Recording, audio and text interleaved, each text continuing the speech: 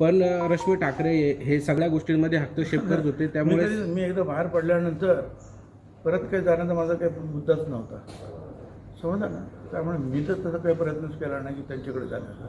त्यामुळे चुकीचे काही वाक्य माझ्या तोंडात टाकू नका. नारायण राणे देखील जाण्यात इच्छुक होते असं म्हणत. अजिबात नाही, काही इच्छुक वगैरे. हां, बाळासाहेब होते तोपर्यंत कदाचित कोण काही प्रयत्न करत असतील काय गोष्ट. पण त्याच्यानंतर मी तर निघाल्यानंतर जे काही रणकंदन झालं तुम्हाला कल्पना आहे. मी तर रेव्हेन्यू मिनिस्टर झालो, त्याच्यानंतर बऱ्याचशा ठिकाणी जे महाराष्ट्रामध्ये माझे निदर्शनं झाले तो भाग वेगळा. काय बाळासाहेबांचं आमचंसुद्धा काय याच्या एकमेकाच्या विरुद्ध जे आहेत टीका टिप्पण्या झाल्या.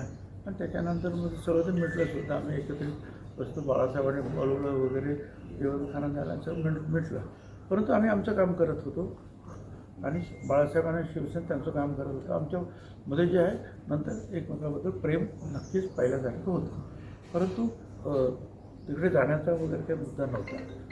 आणि त्यावेळेला स्वतः बाळासाहेब ठाकरे आणि एक 11 जणांची जे लीडर्स कमिटी होती, नेते मंडळी, ती बसायची एकत्रित आणि महत्त्वाचे निर्णय घ्यायचे.